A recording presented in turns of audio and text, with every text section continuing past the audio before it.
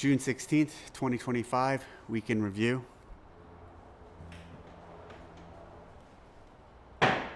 Just off to the right. All right. Last week we did some testing here. Had a good week of it, good few days. Really happy with where the programming is ending up. We're actually doing some testing now. Have someone here. Did some work last night, doing some today. So it's all progressing well. I'm excited to see what comes of it and excited to introduce these events to the community and to the games over the course of the next few months and leading up to the games. It's going to be a great test. I think it's all just anchored off of the fundamentals of CrossFit, basic CrossFit, nothing too crazy, nothing too outside of the box, call it just pure, straightforward CrossFit. That's what you can expect this year. Community Cup just happened. Really happy with that. I think we'll get into some comments, some people talking about it, but my perspective, I think it was a really cool event. Enjoyed the programming. I enjoyed all the workouts. I haven't gone that heavy, even though it wasn't heavy in a long time on the heavy stuff. And so I think it was a success, and I hope to see it grow in the future. Last week, Friday, Saturday, I went to DC. I went out. We hosted a workout on National Mall with Apex Path and the efforts we have going on with the Army and some of the soldiers we're training there. We've put almost 15,000 soldiers through a one-day course in the past 2 years. So really excited about all of that. Actually the team who won was from 3rd Infantry Division. So it's the team, or it's the division in the Army that we train the most. So cool to see that they had the best team in this CrossFit style test that we did there. While I was in Virginia Beach last week, there was a Navy pilot that I met. He's a captain, and he used to fly E2. He used to fly the E2, and he was struggling with his double unders. And so I gave him a couple, and he was really fit, super fit guy. And I gave him a couple tips and worked on it. And then a couple days ago, he sent me a note saying, "Thank you, the tips you recommended, and your help actually helped me get my double unders." So that was cool to see, cool to hear. What's really interesting about his story is he told me while we were there, like 20 years ago or something, maybe 15, on one of his flights, they had an emergency landing.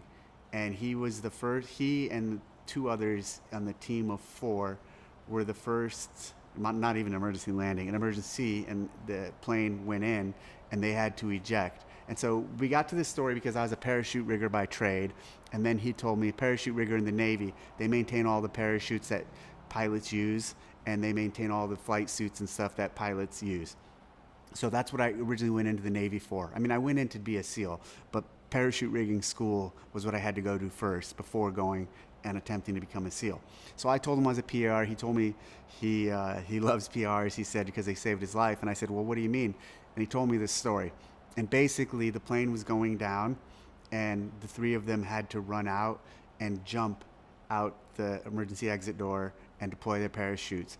And I said, "Well, what happened to the pilot?" And he said the plane, the standard operating procedure, because this guy was the second in command, he wasn't the head pilot, he goes last. So the guy who's in charge jumps out of the plane after the other 3 jump out. Well, the other 3 jumped out, and the plane, he had to steer it and save it, kind of keep it stable so those guys could jump out. But after they jumped out, he couldn't get it to a point to where he could then jump out himself. So the main pilot ended up dying in the crash. So crazy story. I'm not doing it justice. He told it in a way better way than I could. And then he was out over the ocean. So he was then, it was several hours before he was rescued by the helos. But pretty cool.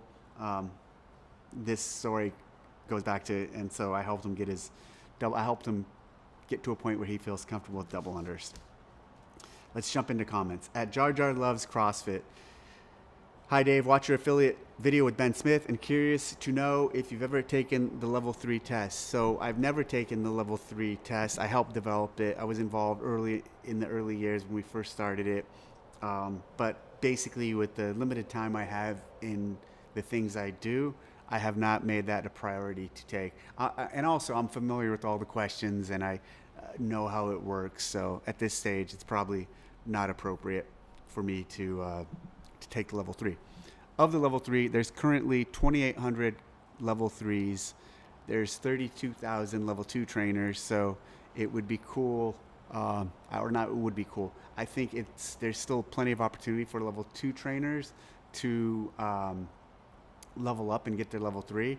I think a lot of people don't do it because of the academic nature of it, but it'll still ultimately contribute to making you a better trainer. So I highly recommend the level 3 for all the level 2s that are currently out there. And there's a local study group I've helped, and there's a lot of study groups that form to prepare for the level 3. So, and everyone I've talked to who takes it, they really like it, and they get some value out of it. Or I should say not everybody I talk to. A majority of the people I talk to say that.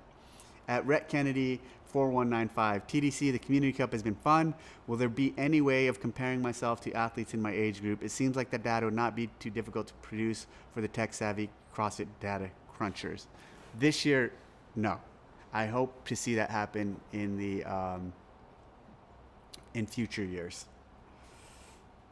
At Johannes Christoffeld Duplex 6088. Dave, the Community Cup is a great idea. Only opening it to the affiliates was a mistake, especially in South Africa. I registered and was super excited, only to contact the affiliates in my area, only to find out they are not doing. That was a bummer. Yeah, that does stink. We'll look at that. At Fusion Gains, hey Dave, I hope this one makes it for next week in review. First off, I'm an affiliate owner and I appreciate all you do for CrossFit, for the methodology as well as the sport. Now, with that being said, I know we all want some consistency in the season, but I really hope we do not see the Community Cup again. It was a nice idea, but it's been a major pain in the ass. The workouts are not good. You should stick to programming them and not leave it to the community. Workout 1 is just a box over workout at each level. Yeah, maybe for some the dumbbell was heavy, but for the pro division, 10 reps and 50 and 5 strict handstand push-ups at a time are really nothing, just constantly back to the box. Workout 2 has really bad adjustments for the levels. I don't know about other gyms, but in my gym, people at level 3 and 4 are nowhere near doing a pull-up. And for workout 3, having one workout as just a heavy lift, or 2 in this case, creates chaos on the leaderboard. Workouts aside, running another event at the gym and for 3 days in a week honestly really sucks. We do our own programming. It really handcuffed the entire week for us to be able to get these in. We still had good workouts the other days, but having to do these 3 workouts with all of these movements was a pain in the ass, or pain for the rest of the week. Long story short, it was a nice idea, but maybe just bring back quarterfinals for people to have another stage to look forward to. 1 second.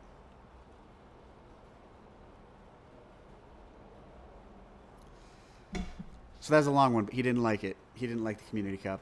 And that's where we are. So there's a lot of people who did like it, and there are some people who didn't like it. We do have to assess and see what we do next year.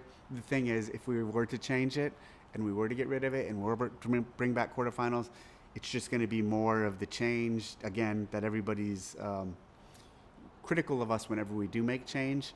I think it's worth preserving. I think we should look at it and consider ways to improve on it.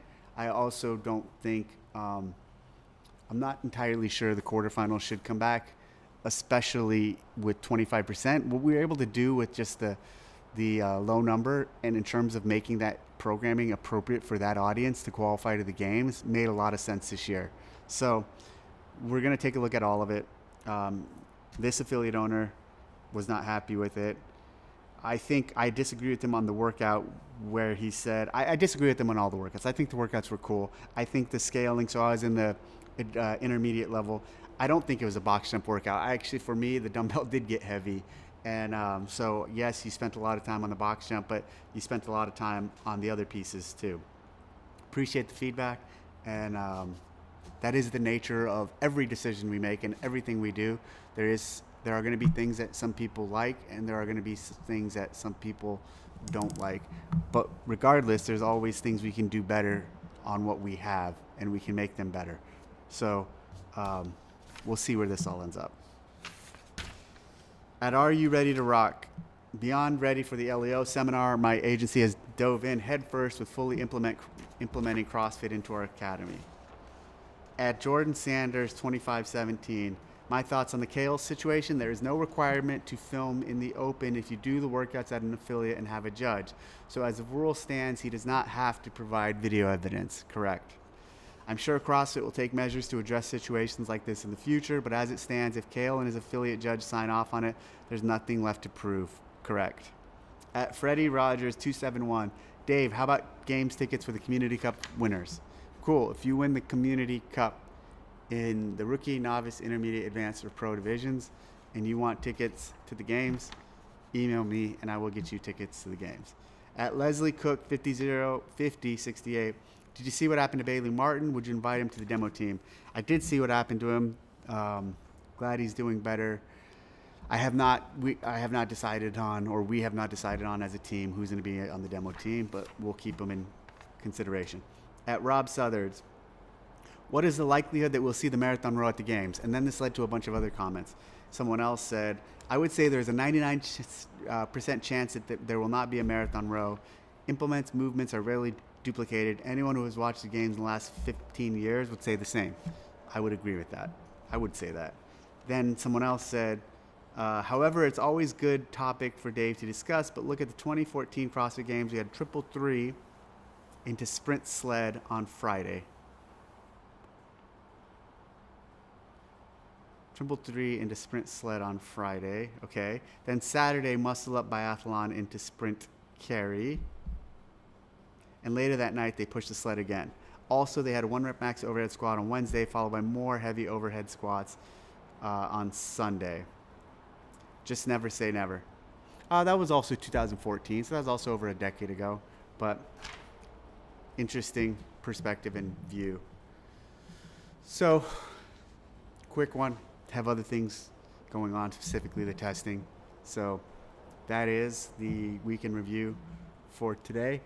If you have any comments or thoughts, leave them in the comment section and I will address them, or I try to address them next week. Thanks.